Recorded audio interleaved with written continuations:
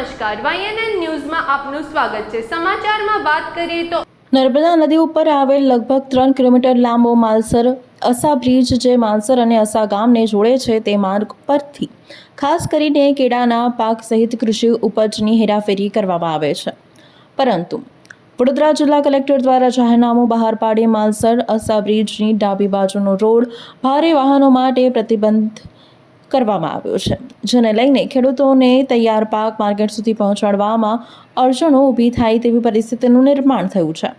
ખેડૂતોને જણાવવામાં આવ્યું છે તે મુજબ તંત્રએ સ્થળ ઉપર પરિસ્થિતિની સમીક્ષા કર્યા વગર જ ઓફિસમાંથી જાહેરનામું બહાર પાડી દીધું છે।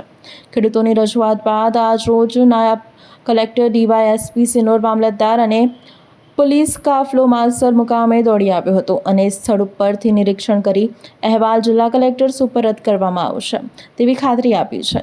વહેલી તકે યોગ્ય નિર્ણય લેવામાં આવે તેમ ખેડૂતો જણાવી રહ્યા છે। શિનોરથી કુનાલ દરજી।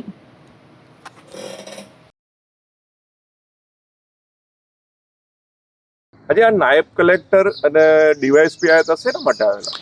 એ માલસર ગામમાં જાહેરનામું બહાર પાડેલું છે કે ભારે વાહન માટે પ્રતિબંધ કરેલો છે, એટલે એ પ્રતિબંધનો અમલવારી કઈ રીતે કરવી, પહેલી ગામના ખેડૂતોને અને ગામના નાગરિકોને પહેલી ગેરસમજ છે કે ભાઈ કઈથી લાગુ થાય અને કેટલો પાર્ટ આવે એમાં, એનો કોઈ ખુલાસો નહીં થયેલો, એટલે એ ખુલાસો થાય એના માટે એક અમે અરજી કરેલી હતી કે ભાઈ આનો ડાબી બાજુ એટલે ડાબી બાજુ માલસર અસા કે અસા માલસર એ બેની એક ખુલાસો નહોતો, અને ગામમાં જે અમે ખેતી કરીએ છીએ તો અમારી કેળાની ગાડીઓ આવશે તો એને લાગુ થાય કે નહીં એના માટે બધા ખેડૂતોએ ભેગા થઈને અમે ગ્રામ પંચાયતમાં અરજી કરી હતી કે ભાઈ એનો ખુલાસો જુએ, એટલે સરપંચશ્રીએ આગળ કંઈક રજૂઆત કરી હશે, એને લઈ અને આજે આ જોઈન્ટ વિઝિટ હતી આ લોકોની, અને એમને અમને એ કીધું છે કે ભાઈ અમે આનો કંઈક સુખદ નિરાકરણ લાવીશું।